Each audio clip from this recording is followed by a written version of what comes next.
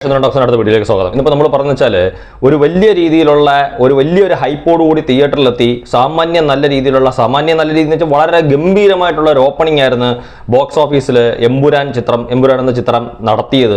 അല്ലെങ്കിൽ വിവാദങ്ങൾ എനിക്ക് തോന്നുന്നു ആ സിനിമയെ വലിയ രീതിയിലേക്കുള്ള ഒരു കളക്ഷൻ ഒരു പക്ഷേ എനിക്ക് തോന്നുന്നു വളരെ കുറഞ്ഞ ദിവസം കൊണ്ട് ഇത്രയും വലിയൊരു കളക്ഷനിലേക്ക് എത്തിച്ചേരുമായിരുന്നു എന്ന് പോലും സംശയമായിരുന്ന ഒരു ഘട്ടത്തിൽ ഒരു വലിയ രീതിയിലുള്ള ഒരു വിവാദം ഒരു വലിയ രീതിയിലുള്ള ഒരു കളക്ഷനിലേക്ക് എമ്പുരാനെ എത്തിച്ചിട്ടുണ്ട്. കാര്യം എനിക്ക് തോന്നുന്നു ആ വിവാദങ്ങളെല്ലാം ആ സിനിമയുടെ ഒരു വലിയ വിജയത്തിന് മുതൽക്കൂട്ടായി എന്ന് നമുക്കറിയാൻ പറ്റും. പക്ഷേ ഇപ്പൊ നമ്മൾ ബോക്സ് ഓഫീസിൽ നമ്മൾ കാണുന്ന അല്ലെങ്കിൽ ഇപ്പൊ ബോക്സ് ഓഫീസിൽ അത് പ്രകടനം നടത്തിക്കൊണ്ടിരിക്കുന്നത് എനിക്ക് തോന്നുന്നു ഇപ്പൊ 27, 28, 29, 30, 31, 1, 2, 3 ഇന്നിപ്പോൾ എനിക്കൊന്ന് 3-ാം തീയതിയാണ്. അപ്പോൾ 8 ദിവസം ഇന്നിപ്പോൾ പൂർത്തിയായിട്ടുണ്ട്. അത് ഒരാഴ്ച കഴിഞ്ഞിട്ടുണ്ട്. ഇപ്പോൾ ഈ ഒരാഴ്ച സാമാന്യ ഏതൊരു സിനിമയും നേടിയെടുക്കുന്നതിനെക്കാട്ടിലും വലിയ രീതിയിലുള്ള ഒരു വിജയമാണ് എമ്പുരാൻ നേടിയെടുത്തിരിക്കുന്നത്. പക്ഷേ ഇപ്പം സംഭവിച്ചുകൊണ്ടിരിക്കുന്നത് എന്താണെന്ന് വെച്ചാൽ ഈ നേടിയെടുത്ത വിജയത്തിൽ നിന്ന് ഇപ്പം ഈ നേടിയ കളക്ഷൻ ഒന്നും പോരാന്ന് നമുക്കറിയാം. അതിൻ്റെ മുതൽ മുടക്ക് തിരിച്ചു പിടിക്കാൻ വേണ്ടിയിട്ട്. കാര്യം ഇപ്പം അതിൻ്റെ അണിയറ പ്രവർത്തകരുടെ ഭാഗത്തുനിന്ന് പറയുന്ന 180 കോടിയാണ് സിനിമയുടെ നിർമ്മാണ ചെലവെങ്കിൽ പോലും ഒരു 350 കോടിയോളം തിരിച്ചു പിടിച്ചാൽ മാത്രമേ ഈ സിനിമ ലാഭമാവത്തുള്ളൂ. പക്ഷേ ചിലരുടെ പുറത്തു വിട്ടിരിക്കുന്ന കണക്കനുസരിച്ച് 228 കോടിയാണെങ്കിൽ ഈ 350 കോടിയിലും നിൽക്കില്ല അതിൻ്റെ ഒരു ലാഭം എന്ന് പറയുന്നത്. അതായത് മുതൽ മുടക്ക് തിരിച്ചു പിടിക്കാനുള്ള ഒരു തുകയെന്ന് പറയുന്നത്. അപ്പോൾ 228 കോടി അവിടെ നിൽക്കട്ടെ, അത് നമ്മളിപ്പോൾ എടുത്തില്ലെങ്കിൽ പോലും 180 കോടിയാണെങ്കിൽ പോലും അത് തിരിച്ചു പിടിക്കണമെങ്കിൽ ഈ പറഞ്ഞ കണക്കൊരു 350 കോടിക്ക് മുകളിൽ ഉണ്ടാവണം എന്നുള്ള കാര്യം നമുക്ക് എല്ലാവർക്കും അറിയാം.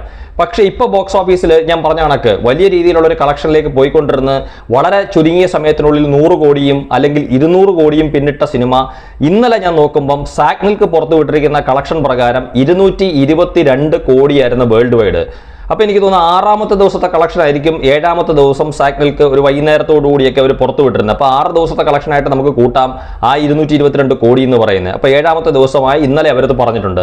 പക്ഷേ ഇന്നലെയിൽ നിന്ന് ഇന്നിലേക്ക് വരുമ്പം, അതായത് 7ാമത്തെ ദിവസത്തിൽ നിന്ന് 8ാമത്തെ ദിവസത്തിലേക്ക് വരുമ്പം, അതായത് 6ാമത്തെ ദിവസത്തെ കളക്ഷനിൽ നിന്ന് 7ാമത്തെ ദിവസത്തെ കളക്ഷനിലേക്ക് വരുമ്പം നമുക്ക് കാണാൻ സാധിക്കുന്നത് വേൾഡ് വൈഡായിട്ട് വെറും 8 കോടി രൂപ മാത്രമാണ് എമ്പുരാന് നേടാൻ സാധിച്ചത്. കാര്യം കഴിഞ്ഞ ദിവസങ്ങളിലൊന്നും നമ്മൾ അത് ആയിരുന്നില്ല കണ്ടത്. കാര്യം 15 കോടിയുടെയും 20 കോടിയുടെയും മേളിലേക്കുള്ള രീതിയിലാണ് പോകുന്നത്. കാര്യം മാത്രമല്ല ബുക്ക് മൈ ഷോയിൽ എനിക്ക് തോന്നുന്നു ഇപ്പം ഇന്നലെയോടുകൂടി അല്ലെങ്കിൽ ഇന്നോടുകൂടി ഏതാണ്ട് ഒരു ബുക്കിംഗ് ഒരു ഫുള്ള് കാണിച്ചിരുന്ന അല്ലെങ്കിൽ ഓൾമോസ്റ്റ് ഫുള്ള് കാണിച്ചത് മാറി നാളെ മുതൽ ഒട്ടുമിക്ക തിയേറ്ററുകളിലും, കാര്യം എനിക്ക് തോന്നുന്നു ഇപ്പം നമ്മുടെ കൊല്ലം ജില്ലയിലൊക്കെ തന്നെ ഉള്ള ഒട്ടുമിക്ക തിയേറ്ററുകളിലും അല്ലെങ്കിൽ പലയിടത്തും ബുക്ക് മൈ ഷോയിലൊന്നും ഞാൻ നോക്കിയിട്ട് വലിയ തിരക്ക് കാണുന്നില്ല. ഇനി അതോ ബുക്ക് മൈ ഷോ ഉണ്ടെന്ന് തന്നെ ഇരിക്കട്ടെ, അപ്പോഴും ഞാൻ പറഞ്ഞ കണക്കൊരു വേൾഡ് വൈഡ് ആയിട്ട് ഇന്നലെയിൽ നിന്ന് ഇന്നലേക്ക് വരുമ്പോൾ 8 കോടി രൂപ. അതായത് ഇപ്പം ശരിക്കും ബോക്സ് ഓഫീസിൽ സാക്നിൽക്ക് പുറത്തു വിട്ടിരിക്കുന്ന കളക്ഷൻ ഇത് ഞാൻ പറഞ്ഞ കണക്ക് ഇതിൻ്റെ അണിയറ പ്രവർത്തകരുടെ ഭാഗത്തുനിന്ന് പുറത്തു വിടുന്ന കളക്ഷൻ അല്ല. സാക്നിൽക്ക് എന്ന് പറയുന്ന ട്രാക്കർമാർ അവരുടെ വെബ്സൈറ്റ് പുറത്തു വിട്ടിരിക്കുന്ന കളക്ഷൻ ഉണ്ട്. ഞാൻ പറഞ്ഞ കണക്ക് 230 കോടിയിൽ ഏതാണ്ട് 132 കോടിയും ഓവർസീസിൽ നിന്നാണ് വന്നിരിക്കുന്നത്. ഓവർസീസിൽ ഒരു മലയാള സിനിമ നേടുന്ന ഏറ്റവും വലിയൊരു കളക്ഷനാണ് ഈ 132 കോടി എന്ന് പറയുന്നത്. 98 കോടിയാണ് അതും 100 കോടിയോട് അടുക്കുകയാണ് ഇന്ത്യൻ ബോക്സ് ഓഫീസിലും. നമ്മുടെ ഇന്ത്യ മുഴുവനായിട്ട് എടുക്കുമ്പോഴത്തേക്ക് ഏതാണ്ട് 98 കോടിയാണ് ഇപ്പോൾ കാണുന്നത്. അതും ഏതാണ്ട് 100 കോടിയോട് അടുക്കുകയാണ്.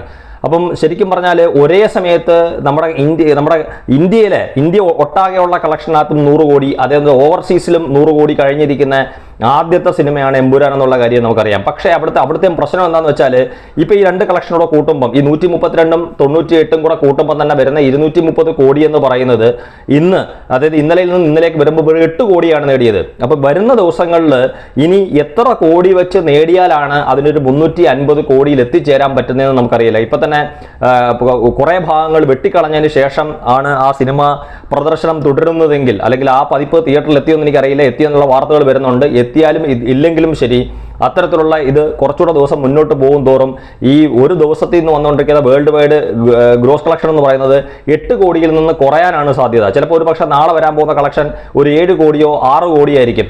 അങ്ങനെ പോയി കഴിഞ്ഞ് കഴിഞ്ഞാൽ ഈ 350 കോടി എന്ന് പറയുന്ന ആ ഒരു ടാർഗറ്റിൽ എത്തിച്ചേരുമോ ഈ സിനിമ എന്നുള്ള കാര്യം എനിക്കറിയില്ല. ഇപ്പം ഞാനിത് പറയുമ്പോഴത്തേക്ക് ഇപ്പോൾ ലാലേട്ടനെ അനുകൂലിക്കുന്ന കുറേ യൂട്യൂബർമാർ വന്നിട്ട് അല്ലെങ്കിൽ കുറേ ഫാൻസുകാർ വന്നിട്ട് ഇതും പറയുമ്പം എനിക്ക് നിങ്ങളോട് പറയാൻ ഒരൊറ്റ കാര്യമേ ഉള്ളൂ. സാക്നിൽക്കിൻ്റെ പേജിൽ കയറി കഴിഞ്ഞ് കഴിഞ്ഞാൽ നിങ്ങൾക്ക് അറിയാൻ പറ്റും അവിടെ അതുകൊണ്ട് എമ്പുരാൻ മാത്രമല്ല ഇന്ത്യയിൽ നിന്ന് നമ്മുടെ ഇപ്പോൾ റിലീസ് ചെയ്തിരിക്കുന്ന ഒട്ടുമിക്ക സിനിമകളുടെ കളക്ഷൻ ഉണ്ട്. ഇപ്പോൾ വിക്രമിൻ്റെ സിനിമ ഉൾപ്പെടെയുള്ള എല്ലാ സിനിമകളുടെയും കളക്ഷൻ കിടപ്പുണ്ട്. കഴിഞ്ഞ കുറച്ച് നാളുകൾക്ക് മുമ്പ് റിലീസ് ചെയ്തിട്ടുള്ള ഇന്ത്യയിലെ വിവിധ ഭാഷകളിലെ, പ്രത്യേകിച്ച് ഹിന്ദി പോലുള്ള അല്ലെങ്കിൽ നമ്മുടെ മലയാളം സിനിമകൾ, തമിഴ് സിനിമകൾ, തെലുങ്ക് സിനിമകൾ, അതിൻ്റെ എല്ലാം കളക്ഷൻ അതിനകത്ത് താഴോട്ടുണ്ട്. ഇപ്പം മുമ്പ് റിലീസ് ചെയ്തിട്ടുള്ള, ഈ അടുത്ത കാലത്ത് റിലീസ് ചെയ്തിട്ടുള്ള ഒട്ടേറെ മലയാള പടങ്ങളുടെ കളക്ഷൻ പോലും അതിനകത്ത് കിടപ്പുണ്ട്. അപ്പം ഞാൻ റെക്കോർഡ്സ് വെച്ചിട്ടാണ് സംസാരിക്കുന്നത്, അല്ലാതെ ഇപ്പം ലാലേട്ടൻ്റെ പേജിൽ കൂടെ അത്രയും പറഞ്ഞ്, പൃഥ്വിരാജിൻ്റെ പേരിൽ കൂടെ അത്രയും പറഞ്ഞ്, പിന്നെ ഇല്ലാത്ത കോടികൾ എമ്പുരാൻ എത്തിച്ചേർന്നു, വിജയത്തിമിർപ്പിൽ ആറാടുന്നു അല്ലെങ്കിൽ ആഹ്ലാദിക്കുന്നു എന്നൊന്നും പറഞ്ഞിട്ടൊന്നും ഞാൻ ഒരു വീഡിയോയും ചെയ്യാറില്ല. ഞാൻ പ്രൂഫ് വെച്ച് സംസാരിക്കുന്നു.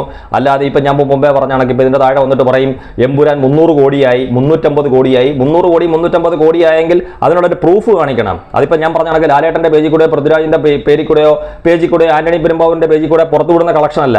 സാക് മിൽക്ക് പോലെ അംഗീകാരമുള്ള, അല്ലെങ്കിൽ ഈ പറഞ്ഞതൊക്കെ ഒരു ആധികാരികതയുള്ള ഒട്ടേറെ ഇവിടുത്തെ മാധ്യമങ്ങൾ ഉൾപ്പെടെയുള്ളവർ ആശ്രയിക്കുന്ന ഒരു വെബ്സൈറ്റിന്റെ കളക്ഷനാണ് ഞാൻ പറയുന്നത്. അപ്പോൾ അതിനോടെ കിടപിടിക്കുന്ന രീതിയിലുള്ള ഒരു കളക്ഷൻ്റെ പ്രൂഫ് വെച്ചിട്ട് വേണമെങ്കിൽ നിങ്ങൾക്ക് തർക്കിക്കാൻ പറ്റും. പക്ഷേ ഞാൻ പറഞ്ഞ കണക്ക് 230 കോടി നാളെ എൻ്റെ കണക്കൂട്ടൽ ശരിയാണെങ്കിൽ 230 കോടിയുടെ സ്ഥാനത്ത് ചിലപ്പോൾ ഞാൻ പറഞ്ഞ കണക്ക് ഒരു 240 കോടി പോലും നാളെ എത്താൻ സാധ്യതയില്ല. അതിലുമൊക്കെ താഴെയായിരിക്കും ആ സിനിമയുടെ കളക്ഷൻ. അങ്ങനെ ഇനി ഇപ്പം നമ്മൾ അങ്ങനെ എങ്കിൽ ആ സിനിമ ഇപ്പോൾ വിജയത്തിലേക്ക് പോകാൻ ഇനി ഏതാണ്ടൊരു 120 കോടി രൂപയും കൂടെ ഉണ്ടെങ്കിൽ മാത്രമാണ് നമുക്ക് പറയാൻ പറ്റുന്ന ആ സിനിമ ലാഭമായെന്ന്. പക്ഷേ ഈ പോക്കിൽ, അതായത് ഓരോ ദിവസവും ക്ഷീണിച്ച് വരുന്ന അവസ്ഥയിലേക്ക് വരുന്ന സിനിമയെ സംബന്ധിച്ചിടത്തോളം ഇനിയുള്ള ദിവസങ്ങൾ കൊണ്ടൊരു 120 കോടി അതിന് ബോക്സ് ഓഫീസിൽ നിന്ന് തിരിച്ചു പിടിക്കാൻ പറ്റുമോ എന്നുള്ളത് കണ്ടു തന്നെ അറിയണം. അങ്ങനെ പറ്റിയില്ലെങ്കിൽ ലാലേട്ടൻ്റെ ഇതുവരെ വന്ന സിനിമകളുടെ കൂട്ടത്തിൽ അടുത്ത ഒരു സിനിമയും കൂടെ ബോക്സ് ഓഫീസിൽ ദയനീയമായിട്ട് തകർന്ന് വീണുവെന്ന് വേണം നമുക്ക് മനസ്സിലാക്കാൻ വേണ്ടിയിട്ട്. അപ്പോൾ ലാലേട്ടൻ്റെ പരാജയത്തിൻ്റെ ഒരു പരമ്പര വീണ്ടും നടന്നുകൊണ്ടിരിക്കുന്നത് തന്നെ നമുക്ക് വിചാരിക്കേണ്ടി വരും. പിന്നെ ഇനിയും ഞാൻ പറഞ്ഞാണെങ്കിൽ ലാലേട്ടൻ്റെ പ്രേക്ഷകരെ സംബന്ധിച്ചിടത്തോളം അവർക്ക് തുടരും എന്ന് പറയുന്ന ഒരു സിനിമ വിജയത്തിൽ എത്തുന്നിടം വരെയും അവർക്ക് ലാലേട്ടൻ്റെ ഒരു വിജയ ചിത്രം കാണാൻ വേണ്ടി കാത്തിരിക്കേണ്ടുന്ന ഒരു അവസ്ഥയിലേക്കാണ് കാര്യങ്ങൾ പോകുന്നത്. പക്ഷേ അങ്ങനെ അല്ലാതെ എമ്പുരാൻ ഒരു 120 കോടിയും കൂടെ തിരിച്ചു പിടിക്കട്ടെ, അങ്ങനെ ഒരു 350 കോടി എന്ന് പറയുന്ന ആ ഒരു പോയിന്റിൽ എത്തട്ടെ, അല്ലെങ്കിൽ ആ ടാർഗറ്റിൽ എത്തിച്ചേരട്ടെ എന്ന് ആത്മാർത്ഥമായി നമുക്ക് ആഗ്രഹിക്കാം.